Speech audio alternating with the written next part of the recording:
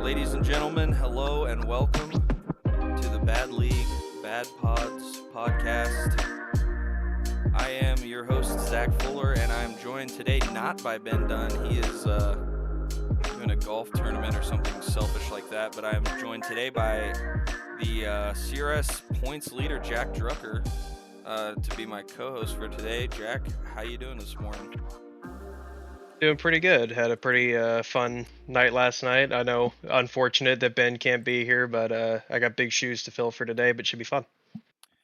Absolutely, yeah, and it is especially a bummer that he's not here because he had a pretty good race. But let's um let's go ahead and get into the race. How was your night at Dover last night? That was probably the most complete race I've run all season. Definitely had, I think, good pace most of the year. I mean, the points kind of reflect that. But in Hmm. terms of at least for Dover, tire wear felt good, track position felt good. Like most of that race, I think the cautions not being as chaotic as the last few weeks helped too, because that's kind of shaken up the last couple weeks on races, especially like Atlanta and Vegas, where you see some new faces up front, things like that. But I felt like the cautions in this race were pretty straightforward from when we were taking tires and track position. So I don't know. It was a really good night for me, straightforward. I know we had a hell of a battle there at about the 2/3 mark of the race, and then had to do the 2 lap shootout deal, but that was pretty fun. And I mean, you ran a really strong race, man. I mean, what you were running probably about fifth most of that race, and that last stint got up and started battling for the lead. So props to you on that. Yeah, well, my race started um pretty poorly. Like I qualified seventh. I felt like I was probably going to be in that like around third to fifth range ish. Um, but yeah, I started seventh, and then we got spun at the start from I think Dan just spun his tires and nothing intentional, obviously, but got into me, and then that spun me out, and then I had damage, and I didn't want to take the fast repair, obviously, on literally lap one, so got as much damage as I could fixed, and then, but it was still like the car was messed up, and I really needed that second caution there with Hoffman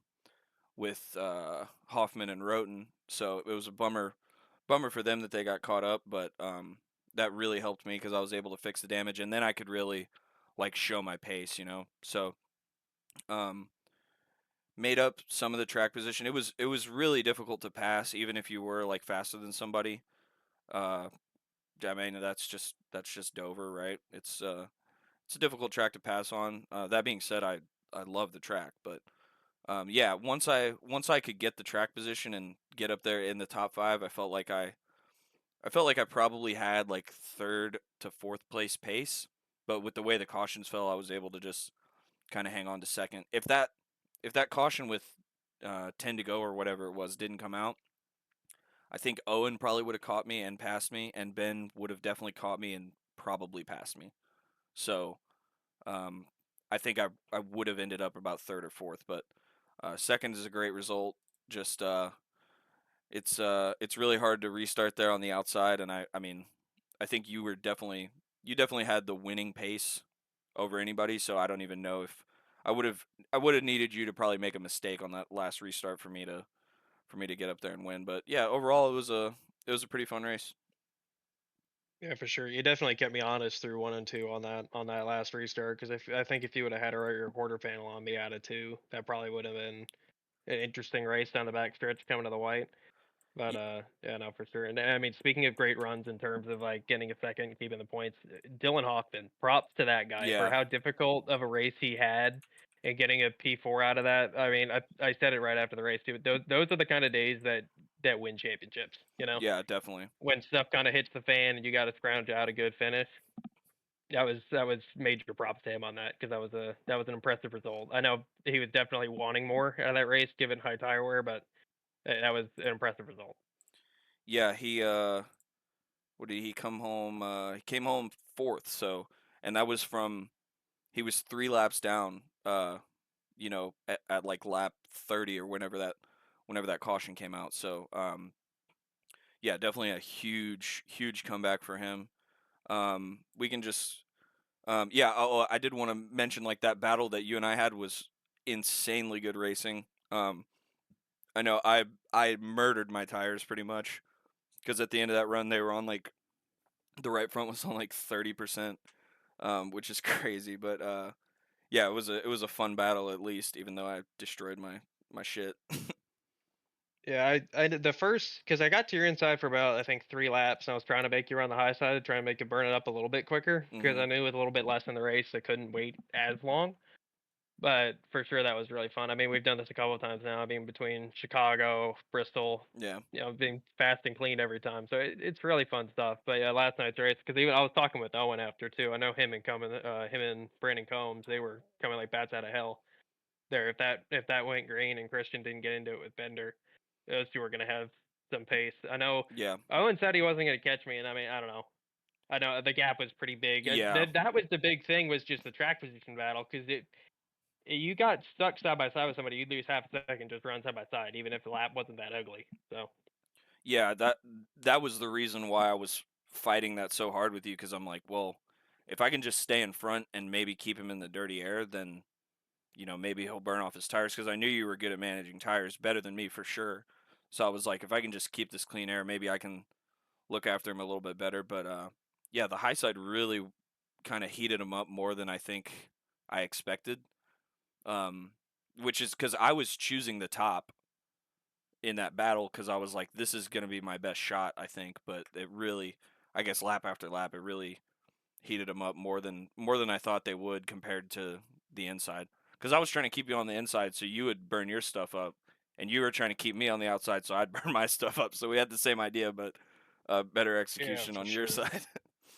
Yeah, I think because it was a race a couple years ago at Charlotte that I had, and it kind of like taught me a valuable lesson on that. Because I feel like it's almost a catch 22 for you in a way. Because if you leave the top open, you're leaving a pace advantage on the top, Yeah, right? Because the top's going to be the faster line. right. But at the same time, that tire wear is, I mean, because I don't think it's that bad in 3 and 4, but especially in the on the 1 and 2 end of the track, that about 3/4 mark of the corner, if you get the gas too early there and start washing out toward the wall, that right front ain't gonna make it very far. Yeah, So I will say this for because I think what was your tires at the end of that stint, like 30 something? yeah, like 31%.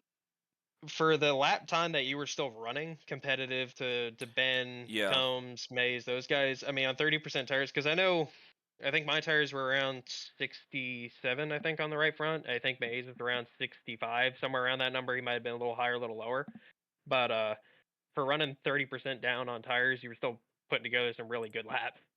yeah. I have the line I kind of run at Dover is like when I can get it right, and it's really easy to mess up. That's when I was kind of losing some lap time, but I like enter high and wait forever to get on the throttle and just shoot down off the corner. Kind of the line I think that Combs was running um, a lot, and yeah, on worn tires you can make a fair amount of pace there because you just get such a good exit. Um, I think that line was probably like the reason I won the race I did at Dover a few seasons ago. Um, so like halfway through the race, I remembered that, and I'm like, yeah, this is gonna have to be what I do, and that's why I say with that line, I think Ben would have got to me, but I don't know if he would have passed me because of that line. But if it went green, my tires would have been like 10%, so there's no telling how much longer I could have kept that up. Yeah, because actually, I went back and listened to some of Christian's VOD from the race too. And I know those like Owen even said it with that run. He was worried that me and you were gonna have tire warnings late in that race because of Yeah, how hard we were pushing it early in the stint. yeah, I uh, I definitely might have been there, but yeah, let's go over the top five. I mean, we kind of just talked about you and me. You finished first, I finished second.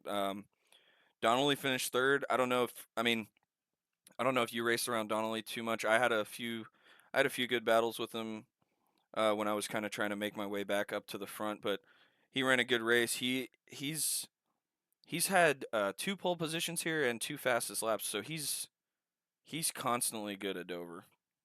Well, I'm gonna expand on that too because I'm not sure it's even so much a Dover thing. Donnelly over the last couple weeks is putting together some really strong results, like Yeah, really consistent, kind of like top. 7 pace, maybe scrounge out a couple more spots based on what happens. But yeah, no, he's definitely been showing himself more at the front in these races. Yeah, he's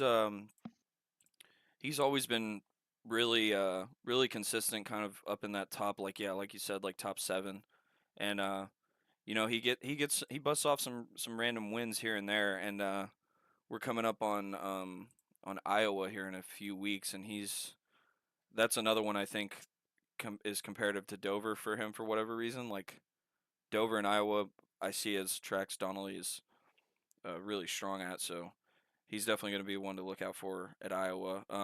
In fourth place, we had Dylan Hoffman. We kind of touched on it, but I mean, like what a recovery for him. Like going from 3 laps down, and then he ends up in fourth. Yeah, for sure. It's like I said, those are the days to keep the hopes alive because you might think you have a really good car or whatever, and something happens. But I mean, look, me as the points leader, I have my own biased opinion, but you have to applaud the effort there because there's a big points gap between finish. If he finished 13th, 3 laps down, because he was talking about even backing out Yeah. when he was towing. So can you imagine if he backed out too? I mean, the point swing would have been massive. But those are the kind of days that keep you in the hunt. Well, yeah, like, and we'll go into the points here in a minute, but he and I are tied for second. If he backs out there, I mean, I'm the sole the sole second place holder. So yeah, he definitely grinded it out. And then in fifth we had Ben Dunn. I think you said it during the race, and I totally agree. Like this is definitely his best race of the season. Just all together, I think he's had a better finish than fifth. He probably deserved to finish third or fourth, but on that overtime restart, just anything can happen. And then, but yeah, just a complete race there from Ben Dunn. I mean, he was on top of the tire wear, and if we had a if we had that long run go all the way to the end, I think he would have been third or fourth, maybe second. Yeah, because I think it was the second stint. So we had the lap one caution, but I'm not really counting that. And then Yeah, the caution after, I think, was around 20 to 30 somewhere in the race. yeah, I know I let Ben by a little bit, and then he let me by later in the stint. But me and him were pretty locked step there for the first pretty good portion of the race. And even once I caught Combs, he was still with me. So that was for sure. I think he's had some good races. He's probably deserved some better finishes. I know there's a lot of the guys in this league right now that could say that, especially Judd King, yeah, poor man. definitely. But especially for Ben though, that was the most complete race I think for him this season. And I was talking about it a little bit last night with Owen and Christian and Judd after the race. But there's definitely some more I don't want to say talent focused tracks, but a little bit like harder tracks on the schedule. It's kind Yeah, of backloaded. So I think there's going to be a lot more results that we're going to look at where you see guys that are able to manage the tires come to the front a little bit, so long as it doesn't turn into races kind of like Vegas or Auto Club, because Vegas is going to set up to be that way too. But then we have the caution and that kind of shook things up. yeah. But especially when we go to like a Homestead or an Iowa, Richmond, Kansas, stuff like that, like there's going to be a lot more separation than I think we've had for the first half of the year. Yeah, definitely. The races have definitely been shaken up one way or another. But yeah, like you said, it's yeah, there's a lot of tire wear tracks coming up as well. Like I see Pocono as that, like, majorly. Because we will definitely have really long runs there at Pocono, so I'm looking forward to that race. But I'm licking my chops for that race. yeah, Pocono's one of my favorites. it's there's not a track that I'm not looking forward to in the rest of the season except for Talladega, but that's just my own shit, really. That's just how Um, it goes. Well, I mean, I'll say this for your sake and knowing your prowess, I would say race 14 is probably the one you have circled most right now. yeah, definitely, but I mean, Watkins Glen is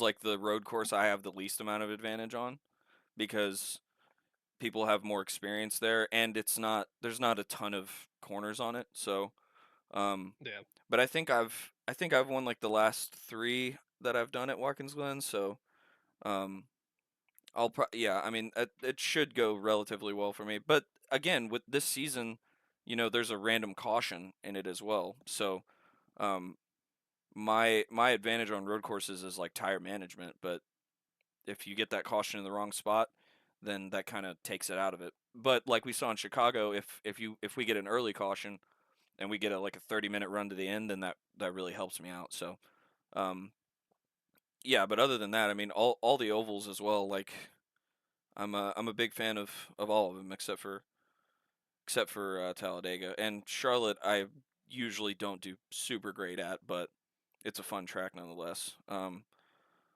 Let's get into the points. You can you see my screen here with the drop weeks? Well, I sent it in the chat anyways. So Yes, sir. I see you just fine.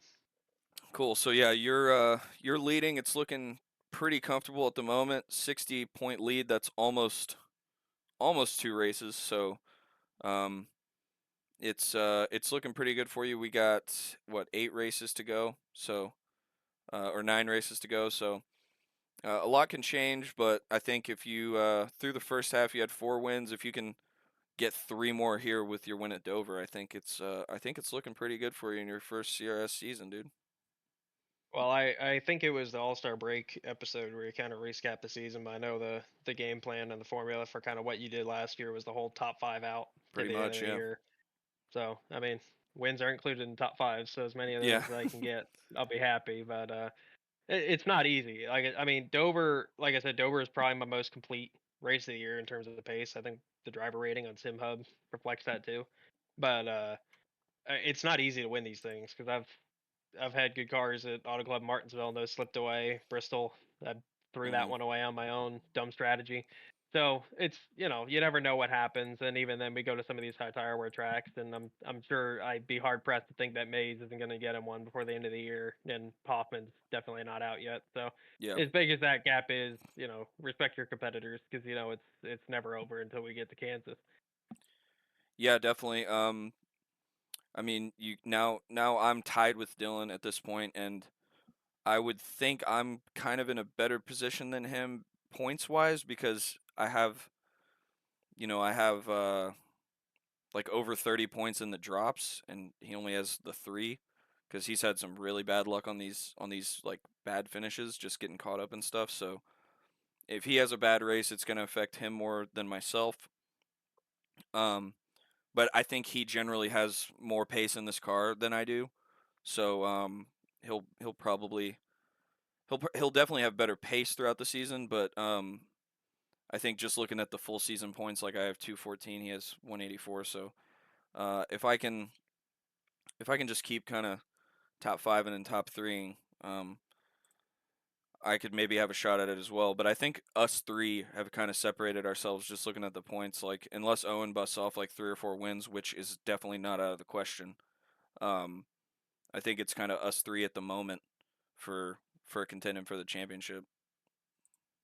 Yeah, I think that's probably right. I mean, it's probably been us four at the front of the field in most of these Yeah, races, and you get like a Ben on a good day, you get a Combs on a good day, stuff like that, kind of up at the front. But it's definitely our three cars, I think, that have had most of the pace for this year. But even, I mean, races like Atlanta was probably a race that Hoffman should have won. He ended up finishing pretty sour. Chicago was a race that you probably should have. I mean, it was probably going to be me and you coming down to the end on that one, yeah, and it turned sour with tire strategy. And I mean, I haven't had it yet, but with how chaotic this year has been, I don't think I'm going to get to the end of the year without having at least one good. I mean, even Bristol in its own way kind of got away from me in that sense, right? Could have been a win and yeah, ended up being a ninth, and that kind of a ninth based on what was left after the lap one wreck and a couple things like that. So there's races where guys have pace and sometimes it just doesn't play out.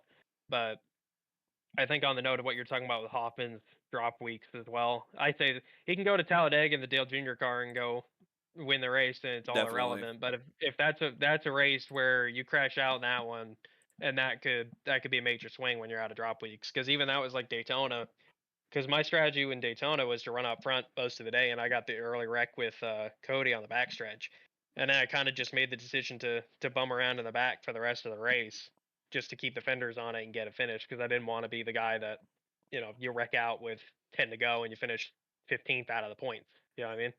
Yeah, on the topic of uh, the super speedway stuff, Dylan is. I don't think you'd get a lot of arguments from people saying he's the cream of the crop in this league when it comes to the drafting tracks. So he's definitely going to be strong at Talladega. Just looking at the rest of the points, that midfield is still extremely close. Just like probably even you can include Combs in fifth place, down to Roten in 12th, who's having a really good season. That's only 35 points. That's a race. So they're it's getting a lot tighter, and Ben Dunn as well making his way up through the standings up to eighth now. I think if Ben can put together some really strong races late in the year, like have more Dover type performances where he keeps the tires on it, kind of let everybody else fall off and keep good finishes, I think he could definitely vault himself to maybe fifth and have a Yeah, conversation with Combs for that position. I mean, Owen's a little further ahead and he's probably a harder car to catch, but who knows if Ben puts together some really good weeks. I'll say this too for I know Judd's kind of in the mid pack in 11th, but if he could just get a little bit of luck, just a little bit of luck, yeah, I'm pretty sure he could probably get up to the top 7 or 8 in the points. He's just got to have something go his way. yeah. And Judd, I mean, you're talking about a guy who finished third last season, and he was in that championship battle probably for three-fourths of the season with me and Owen. I mean, I was to a point where I didn't know who I needed to see as like my main rival in that battle. So his point standings this season do not reflect the skill level he's at. But I feel like this season he's taken kind of a different approach to some of these races. Like I know yesterday at Dover, his he was absolutely max tire saving. Like he was saving more than anybody. So I mean, if it went green to the end, who knows what happens? I mean, but he was saving. I mean, and I'll say on that note too, actually, because even when I went back and watched some of the old Radiant Blues stream last night, go follow him hmm on Twitch. oh But yeah, there you go. got to get the plug in. Yeah. But for what they were running, because he has the lap times up on the top left, and for the lap times I was running with about 20 to go or so, like about before the him caution with him and Mender. hmm But he Judd was doing a good job, pretty much matching me on lap time. So he definitely had good pace of that race. The track position just never really fell his way. Yeah, I know he was tire saving still, but for what that race probably should have been for him versus what it ended up being, and I know he had his issues on the last lap and his photo finish with the 23 car, Oh yeah. but it's a wacky photo finish, but still photo finish. But for what it's worth, though, I think if Judd just gets a little bit of luck going his way, I definitely think he could close out the year with a couple more top fives, maybe a win if we go to one of his good tracks. Yeah, and I think like Darlington, Iowa, um, Pocono, uh, Richmond, Kansas, like all those are pretty good for Judd. He's just like you said, he's got to get some luck on his side. I mean, he's 11th now, but yeah, like we said, he's only 34 points behind fifth, so um Well, no, that nobody's really that far away, and if right. you look at everybody's out of drop weeks except for pretty much me, Zach, yourself, and Owen. Everybody else, I mean, you got a couple fives, Yeah, four, that's three. a That's that's a not good point. super big amount of points though, but like me and you are still pretty much equal on the drop week standings Mhm. for the most part. And I have a little bit better finishes, but in terms of how many we have left per se, but that top about 5 to where Judd's at, they're really out of drop week. So one bad week, and for how tight it is, that Yeah. could be a major swing. Like you can go +3 one week and -5 another. But Yeah, that's a good point. Like Ben in eighth has the highest drop week of that bunch, and it's 6 points. So yeah, like you said, the rest of them, if you have one bad week, it's really gonna hurt. So, and that's probably why Judd is where he is, right? Because he gets a few bad weeks, and he's actually counting a zero. It looks like, or no, he's not. That's wrong. Bad league, bad stat guy. Um, Holding true to the show. Do you actually know where bad league, bad pod comes from? no, I don't. But I have heard the bad league, bad admins for a few couple weeks. Yeah, well, I think I'm gonna save like I think next week we're gonna do like a CRS history podcast because we're not gonna have a NASCAR race to talk about. But yeah, basically there was this guy who joined the league for like a race or two, and he left one of them early, and he said bad league, bad mods. So that's been an inside joke, and pod rhymes with mod. So pretty I lame. mean, But hey, he sold you a slogan. So yeah, pretty much. Yeah, he's I forget his name. Ben would know it, but yeah, shout out to that guy because he's given us a name for probably I would say the top racing podcast on the internet. Um, this Dale podcast. So Jr., who's that guy? That's yeah, no, haven't yeah, heard of him, Denny but Hamlin, what a hack. Um, absolutely.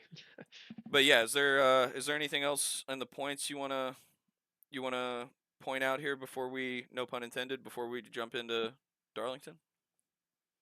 Not particularly. I think for how, like I said, there's a little bit more talent-based tracks going into the rest of the year, but there is still a couple shakeups like Watkins Glen and Talladega. So it's going to be, kind of more men from the boys racing for the Yeah. till the end of the year. But I think it should be pretty fun. And like I said, if Judd just gets something to go his way, if Owen can just find a little bit of luck too, I'm sure those guys are going to have some good results for the years out.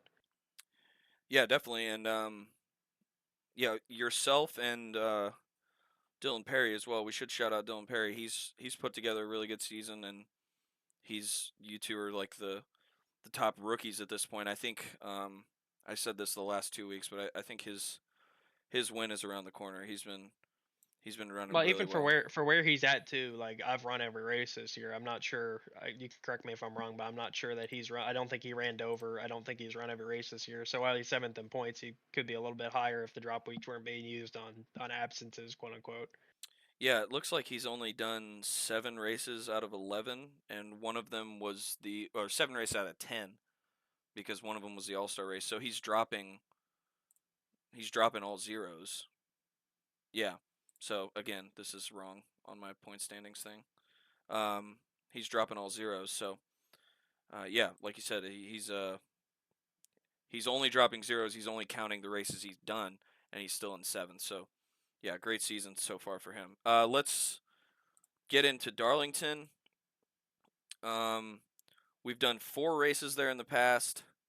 It looks like 2 of them have been in the Xfinity car, and I didn't look into this, but this may be one of, if not the only track that CRS has done. Well, I guess we've done a few tracks once, so maybe that would go on this list. But this is one of the only tracks that Owen has not won on. Um, That here, see now that's a stat. yeah, um, because Owen's got like 67 wins or something total, and we've done 4 here at Darlington. He's never even finished in the top 3. Well, no, he finished second once.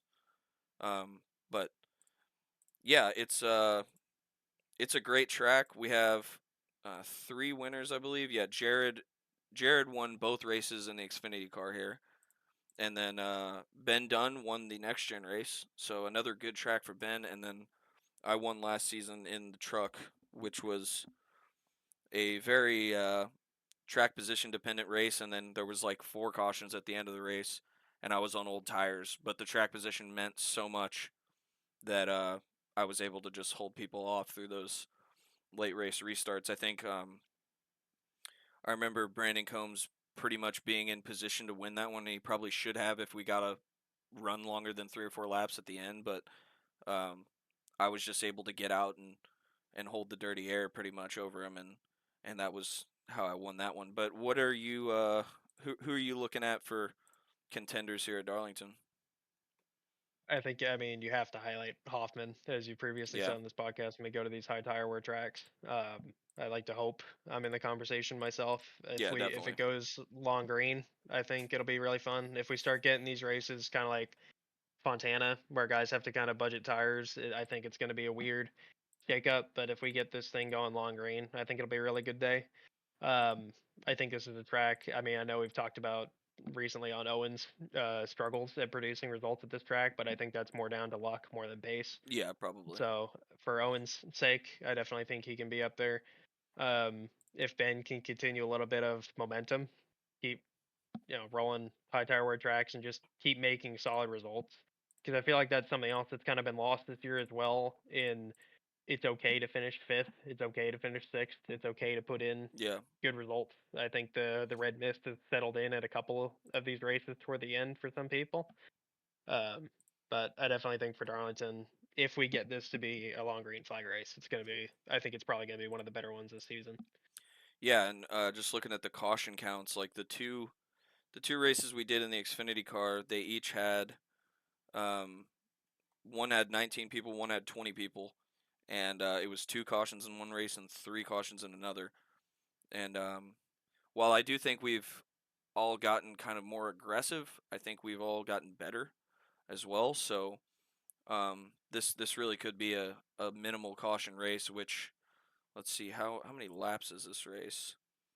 Um, it is going to be a 128 lap race. So with four sets of tires, I mean, it'll probably be a two stop, maybe a three stop if you get some weird cautions. But um, with a two stop at Darlington over 128 laps, it's definitely gonna lean towards the guys who can manage their stuff and race the racetrack.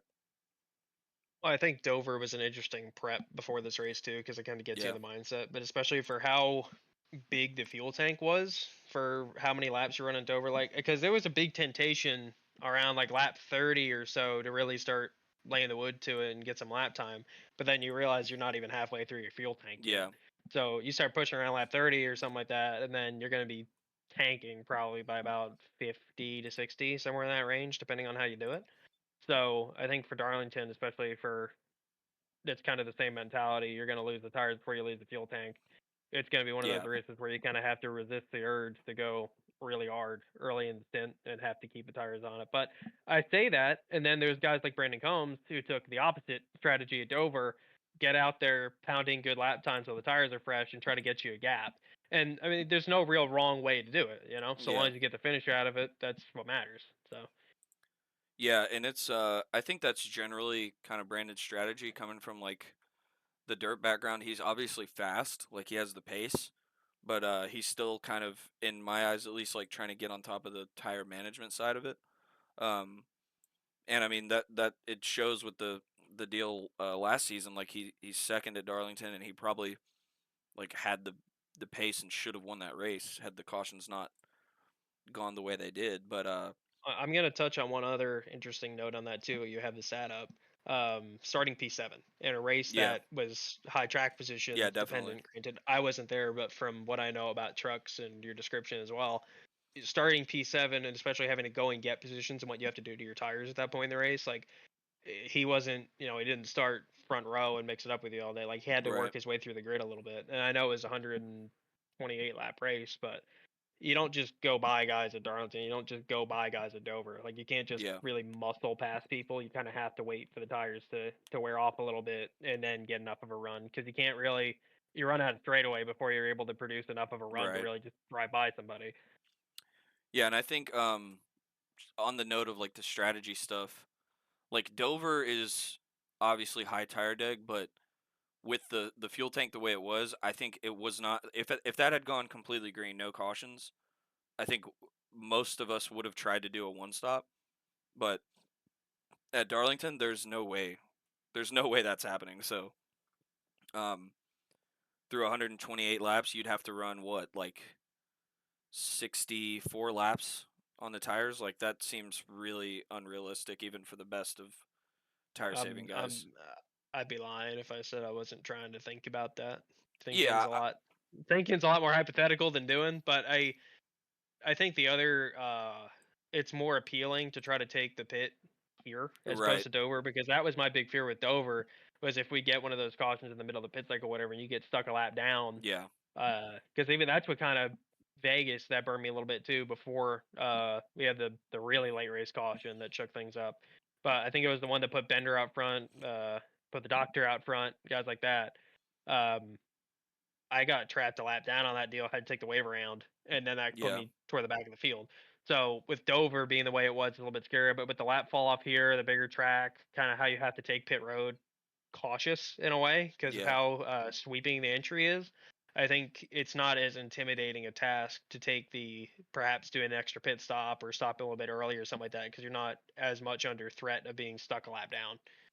Yeah, and even if you are stuck a lap down, it might only be for a few laps because those guys are going to be, two or maybe even, I don't know what the fall off is, but maybe 2 or 3 seconds off the pace, and you're going to be flying. So you could get your lap back pretty quick, and then you get that caution, and then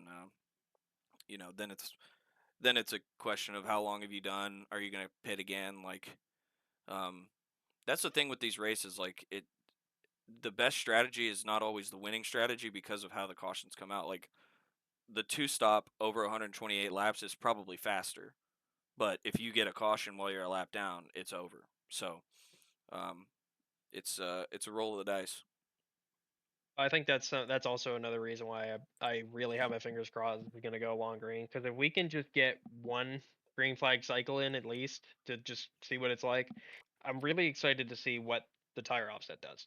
Even Yeah, if it's just a 4 lap offset, or even if somebody goes really long and does, say an extra 8 laps or something like that, or somebody stops really short and gets that gap. Because you could stop really short, you could stop 10 laps early in somebody and go get yourself like a 14-second gap or whatever, and make the other guy run you down. yeah, There's a lot of interesting things, but I feel like that's going to be the fun point of this race, because when we're all on equal tires, it's going to be kind of like Dover, where it's a little, you can pass, but it'll be tough to pass for the first 10, 15 of the stint. Maybe 15 is a little yeah, optimistic, but once you have a little bit of the offset, and we all have a little bit different maneuverability in the cars, I think that's where this place is really going to shine. And also, one other thing to note too, I believe this is our another dusk race for the season, so the track temp is probably going to be a little lower for this Oh one. yeah, that's a good point. Yeah, so I mean, it's Darlington, right? The tire wear is going to be a thing, but how much of a thing will it actually be? Will maybe not as much as some were thinking, because yeah, I forgot that it was a dusk race. So as we as we go into it, it'll actually get better. So yeah, all that's going to play into it, and I think there's just been a lot of different strategies. Like even at Dover, we had people like Judd who were saving like crazy. We had guys like you and Ben who were kind of in between, but more towards saving. And then you had people like Roten and Brandon Combs who were just going balls to the wall and trying to see what happens. And at Darlington, there's less room to race. So, and we saw, I think there were two cautions at Dover where it was literally from those guys from Roten and Combs. They got a big gap. Then they were struggling, and all these guys are going past them, and it's just like a miscommunication of where people are going to be when they're going back through the field, and that's when chaos can happen. So, um, it should be a fun one. I'm Yeah, definitely looking I forward to think Darlington. on a note on that too. I think we talked about it mid race last night as well. But that the cautions were Combs and Roten when they were starting to feel the pain on the tires a little bit. Those were about the same point in the run. Those were Yeah, about both 30 laps into the stint was when they same spot of the track, same point of the stint, just different car numbers running into each other. But it's kind of interesting how that played out in a way. That same about 30 laps in the run was about where the wreck was produced, weirdly. So yeah, definitely. Well, you got anything else on Darlington before we move on to some actual racing? I'm excited to see some cars under the lights. How about that? Yeah, I think we're running the white Southwest scheme, so and I'm a big fan of that one. So, I um, know the beige one is scheduled for one more appearance this year, at least. allegedly, yeah. Allegedly, we will see. I mean, that one, it looks so good, so I'm tempted. I'm tempted to run it at Darlington with it being like a throwback as well, but we'll see.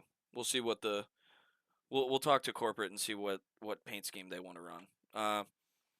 Let's get into Bristol. So yeah, there was a race at Bristol, so that's really all there was. I guess we can move on. Yeah, I didn't even know there was a race. I thought that was just a bad dream. Yeah. Um, Obviously Larson dominated, and there was a lot of there's a lot of talk on the internet about, oh, you guys didn't like the race just because one guy dominated.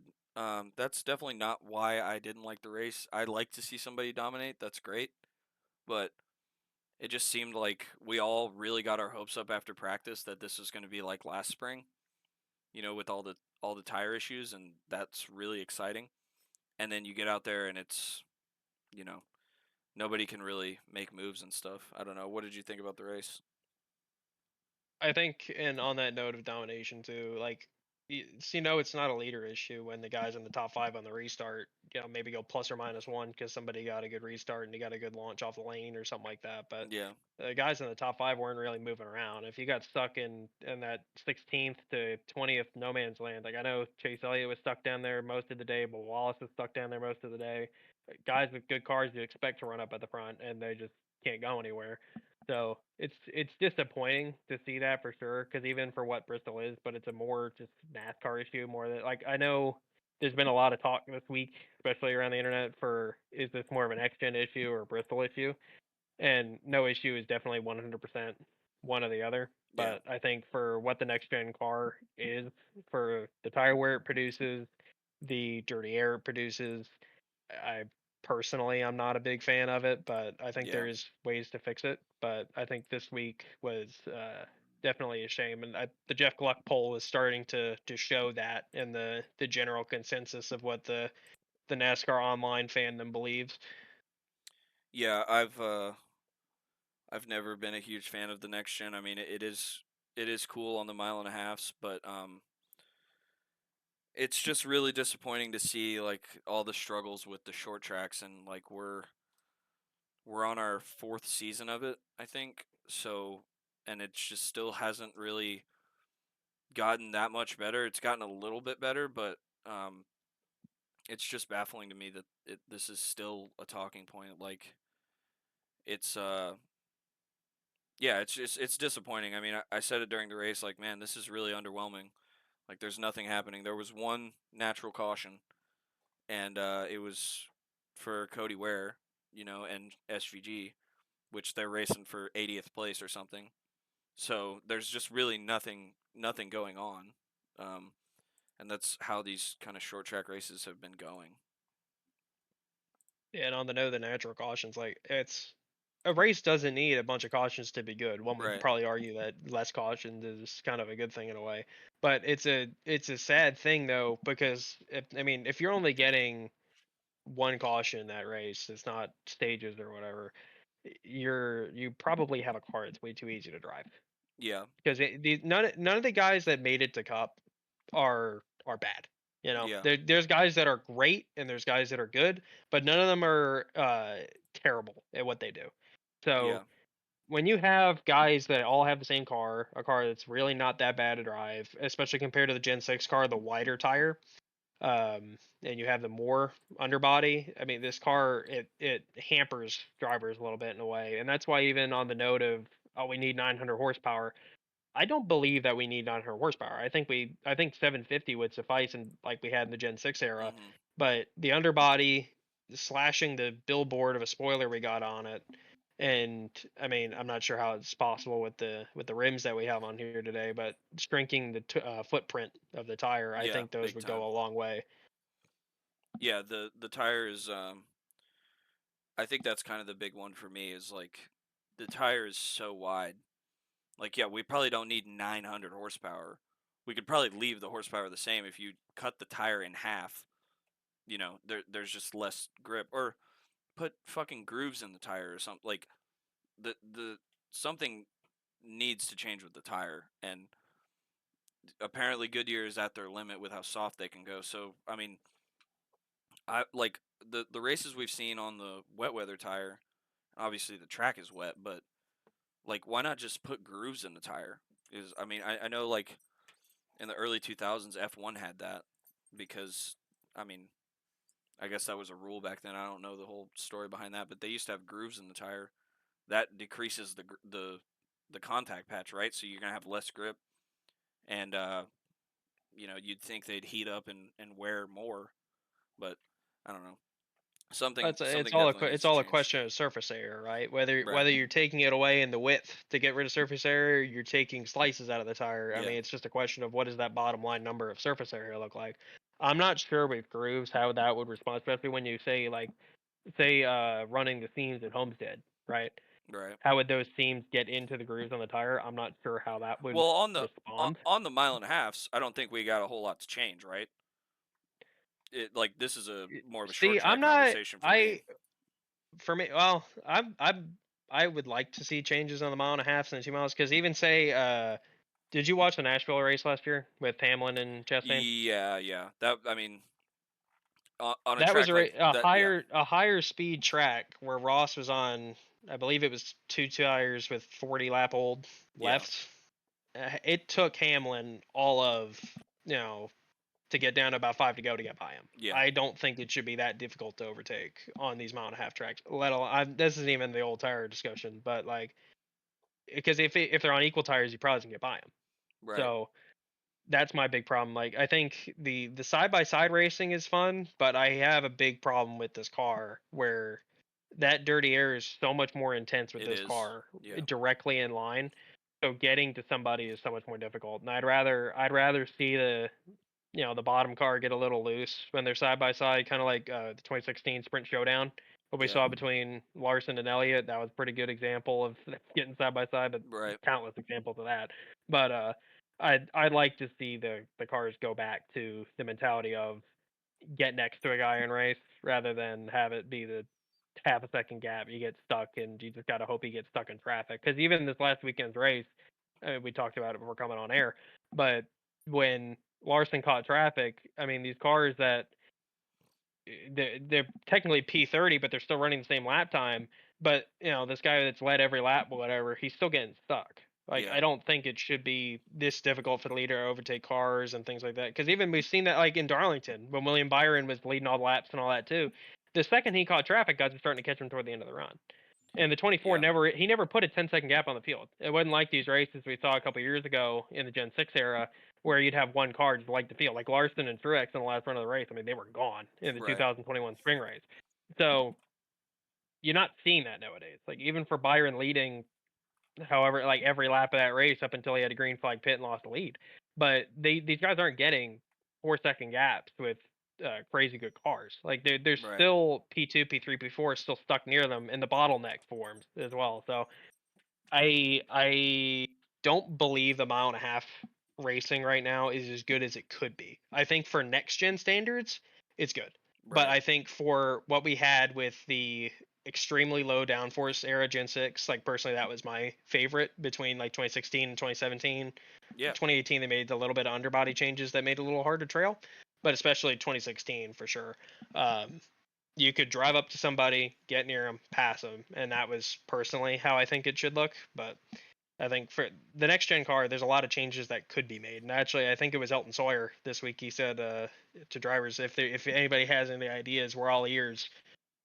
I'm not sure those aren't deaf ears at this point for how Yeah. long we've had this car and the same issues. Yeah, and it's like Denny mentioned this on the podcast, like, Larson was the best driver, he had the best car at Bristol, but if he speeds on pit road, he's not going back up to the lead. Like there's no way because of how bad the dirty air is even at Bristol. And I mean No, and Bristol's a even fast track, but even if he is, because we've seen guys do that every now and then, but you can't do it. If that used to happen, you got a pit road penalty, and again that low downforce Gen 6 era, and even like 2014 with the higher horsepower, higher downforce, yeah. you could get that back in roughly, I mean, a stage in today's terms, at Yeah. roughly a third of the race. You can't do that in today's era. You No, can't I just mean at drive by guys. You need something to go your way to shake the field. yeah, at last fall at Bristol, this literally happened. Like Truex was up there in second or third, and I think he needed a really good finish, maybe a win to advance in He the needed to playoffs. he needed to finish top 3 in that Yeah, race because and he I was remember running second or third, and he got the as somebody penalty, and it wearing a was over. Truex shirt that night, that was a very depressing evening. But Yeah, I remember watching the points on that one. That was probably because his luck at Bristol. I mean, I'm not going to go into a tangent about Truex fan and all that, but his luck at Bristol's not been that good. But that was a really good car. He was keeping up. I think he had to finish top 3, yeah, and yeah, I think it was like even the end of stage 2. I think was the speeding penalty. Yeah, no, he never got past 25th yeah, because it's just so much on throttle time and so much dirty air. Yeah, no, that was that. And I mean, some of these guys too. You see these guys get up there in the top 5. Some of these even lesser cars, like say Carson Hocevar and Justin Haley, they've qualified good the last couple weeks, but once they lose a track position, they're not getting back up through there. Like yeah, it's just not happening. So qualifying is definitely more valuable in today's era, but I don't know. I don't think passing should be this difficult in at any racetrack personally. yeah. Definitely not. Um, well, we got an off week coming up, and then Talladega the week after that, which Talladega has its own issues, but we'll preview Talladega next week, I think. Let's get into some F1. I know we're kind of just like going straight over IndyCar, but I didn't watch a ton of that race, so um, yeah, IndyCar happened at Yeah, Long I Beach. heard people were hitting golf balls or something Yeah. recently during that race. So Oh yeah, yeah, yeah. That probably hurt their ratings quite a bit. Um, yeah, but yeah, let's get into F1. I know you and I watched that race, so we had Piastri pretty much dominating that race. I think all of us were kind of looking forward to seeing like a Piastri Norris battle at Bahrain. It's a great track for passing. You know, it's kind of they have the dominant car, so it was reminding me of like Hamilton and Rosberg at Bahrain. They had a during one of their years where they were going back and forth. They had a great battle at Bahrain, but unfortunately Lando qualified sixth, so he was not really near Oscar too much. But yeah, Piastri ended up winning it. What did you what did you think about um, the kind of struggles the Red Bulls having so far this season? I think it's pretty incredible how, like, say McLaren for how they were running 2022, 2023, kind of Hmm. toward the back of the grid when we got the new regs to now turning around. And I mean, they are the fastest car. They can, Yeah, Andrea Stella and Zach Brown, they can market this car how they want, but they are not the underdogs. They are the fastest car. And I believe Formula Data Analytics on Twitter, he did the breakdown. They had the same advantage, I think, down to a hundredth that about Red Bull had in this race last year, even what it was a month earlier. yeah, So that McLaren's the best car. I think it's jaw dropping how Red Bull have figured out how to fumble a car this badly. yeah, I don't even think it's to do with Adrian Newey because you could see the downward trend even when he was still there. Um, don't think it's helped anything, but I don't think that's the leading cause. I think it's the sim correlation and what they have going on right now. The inter-team struggles with their organizational standpoint. yeah, Um, in terms of the other cars in the grid, I think Mercedes are having a real because they kind of proved out to be the second best car toward the end of last year, and I think that's held true. George Russell's yeah, been extremely consistent to start this year. I think Ferrari, if they can get their deg under control, they'll be okay. But I feel like they lack more raw pace. Like I feel like the Red Bull has more raw pace in it, but that window is just so small to get yeah, performance. I think the Ferrari window is a little bit wider to get consistent results, but I don't see raw pace in that car. Outside of Lewis's result in China, I I don't see a Ferrari being that strong at any other race on the calendar so far this year. yeah. I think the Ferrari probably just has major tire wear issues, and I think that's probably been the case for a few years with them, right? Like they can bust off a pole position maybe here and there on a track that suits them, but um, they just can't seem to manage the tires. And I mean, it's kind of indicative of that, like in the sprint race in China, like Lewis is able to win that race because it's such a short race. Like if that's a full distance race, I don't know if he manages to hold on to the lead there, but um, I think the China definitely suited the Ferrari because even the Ferrari yeah, he was running really good laps even when he was out front. yeah, But even if they get in dirty air, that kind of thing happens. But I think that was more China exclusive because Australia they were not really that competitive. yeah, Um, Japan, no show, yeah, and Bahrain.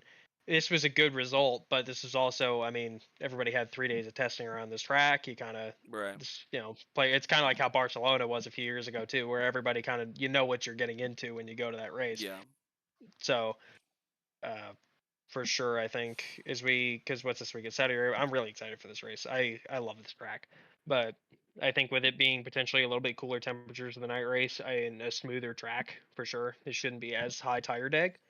Um, I think Red Bull can hopefully be a little bit more competitive, but on the note of the title battle, when you were talking about hopefully getting like a Hamilton Rosberg situation, I think the mindset for Lando Norris has to be put in order because he's figured out a lot of ways to throw away good results. yeah, definitely. I mean, I think coming into the season, most people probably would have rated Norris higher than Piastri, like in a full season like points battle. But at this point, it seems like Piastri's more level-headed and like um, just consistent and surgical with the races, and Norris just like you can't qualify sixth at Bahrain when when your teammate's on the pole and he's your main title rival. You Well, know? and then miss your grid box and pick Oh up a yeah, that 5 second too. penalty. Yeah, So, and even say like races like Japan where he ran it into the grass trying to get the call with Verstappen. yeah, There's just some really I don't want to say like bonehead moves because I don't think it's to that extent, but it's just a loss of mental focus in a way, you yeah, know, because there's no reason for these things to be happening in the best car. There's no reason to be half a second off your teammate in qualifying. There's no reason to be missing your grid box. There's no reason to put your car in danger for no reason.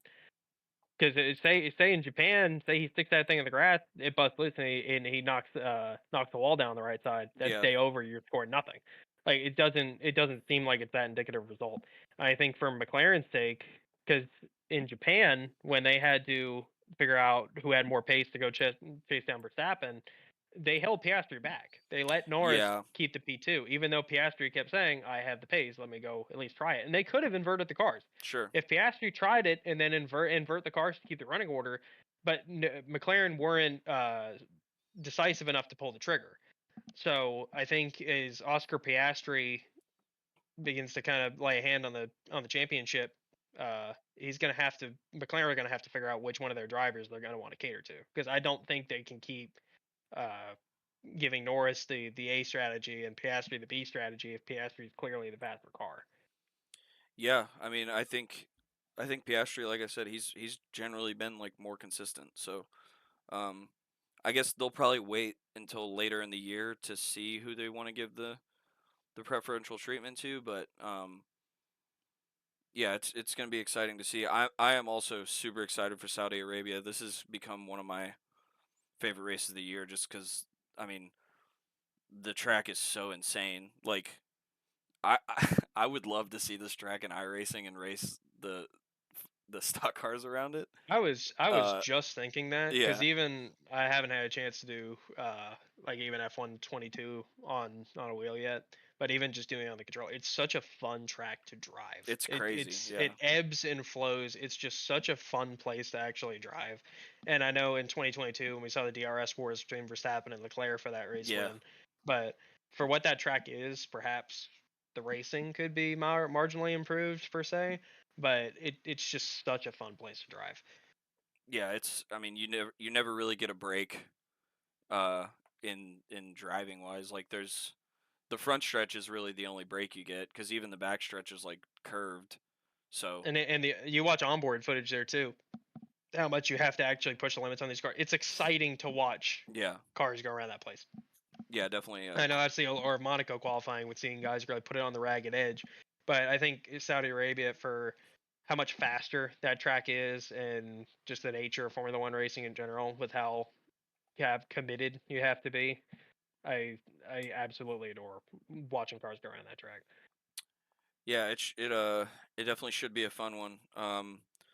Let's do some predictions. I guess we won't do Cup, or I guess you might not be here next week, so you want to do a Cup prediction for Talladega? Oh, that's asking me to pick a name out of a hat. Yeah, I mean, I don't know. I think Ryan Blaney's a solid bet, especially for yeah, the struggles they've had this season, because they should definitely have some better finishes. But mechanical failures, and I know Las Vegas they had their incidents, but I think they can. I think Blaney. If Penske cars get up front, because they've definitely been the cars to beat on these plate tracks. They just figure out a way to get separated each time. But I think Blaney will have a strong weekend for Talladega. yeah. That probably would have been my pick too. And then Bahrain, let's pick or not Bahrain, Saudi Arabia. Let's pick a pole position and then a podium order. So I guess I'll go first for pole position, and then we can alternate for the podium. But for pole, I will go with I'm gonna go with Leclerc. Really? I Okay, think because yeah because I I kind think of had a it's sleeper pick as well, but I was not thinking the horse. yeah I mean I think like I kind of see Leclerc as like one of the better drivers over a lap, and this track is so like put him up on the dash and just drive the hell out of it. I think yeah, I think I'm gonna go with Leclerc for pole position. You know, if it's not, I mean, the obvious choice is Oscar Piastri here. I think Yeah. if McLaren just don't bring their A game for whatever reason, I'm gonna put money on George Russell for pole. Oh, I okay. don't think the Red Bull is gonna have any pace because I mean Yeah. Verstappen in Saudi Arabia is a special thing, but for what the George Russell's been the last couple weeks and how honest he kept Oscar throughout the Bahrain Grand Prix, I think Russell, if he can get track position, get a pole, I think it's gonna be a good weekend for him. Yeah, that's definitely not a bad pick. Who is your third place pick for the race? I know we didn't really have a whole lot of time to think about this, but See, I'm now because I'm between two things here. I don't if McLaren don't finish 1-2, I think it's probably gonna be Norris third, right? It'll be right. the same kind of thing as Bahrain. But I like that pick at Charles Leclerc. I think if Ferrari Okay. can take a lesser tire deg track and put together a complete weekend and have a s- not a good weekend at the pit wall, just a solid weekend at the pit Yeah. wall, and have a good strategy. I think Leclerc can scrounge out a P3, especially for how close he was last week. I Yeah. think there's going to be a want to kind of right that wrong and get back on the podium. Yeah, I'm gonna go with I think I'll actually go with Leclerc as well. I think he could get a pole, but I don't know if they can hold on to it. And maybe I'm giving away my 1-2 picks here as well, but um, I would say probably he'll get pole, and then I'm sure Ferrari will mess up the strategy or something, and they'll get back to third. Um, and for my second place pick, I am gonna go with Norris. I think, and that probably gives away my winner, but um, I think this track really entices mistakes, and if he doesn't get a great qualifying or makes a couple mistakes during the race, he can not really have the pace to win. So um, yeah, so I got Leclerc third, Norris second. Who's your second place? I think we're on the same page. Not to, I mean, I hate that's kind of a boring way to end out the Well, picks in a way, but it's, I mean, how else do you pick? You know, it's probably going to be one of the papaya cars, 1-2, just pick an yeah, order on them. And I think if Lando gets out front, perhaps he can hold off Piastri because sure. Lando, when he's out front and he doesn't have to worry about the pressure of having to overtake cars and things like that, he's okay. But it's when you introduce other variables like having to pass those cars or backwashing like that, you see those the cracks in the mental fortitude. Yeah, So I do agree though. I think Oscar at this point in the season, he has to maintain this form if he's going to convince McLaren that he is the 1A driver. So yeah, I agree with your picks though. I think the McLaren is that fast that they have to finish 1-2 barring issues, and I think you're correct, and it's going to be Norris and Piastri for second and first. yeah. I actually I have Norris second, and then I have Esteban Ocon winning the. No, I'm just kidding. It would be cool if we get to see like Piastri versus Norris finally, because we haven't really seen them go head to head like ever, really, other than like the first lap at Monza, like last season. But um, yeah, I think obviously I have Piastri winning, but yeah, if we could get like a proper battle between those two at a track this exhilarating, that would be good for the rest of the season, I think.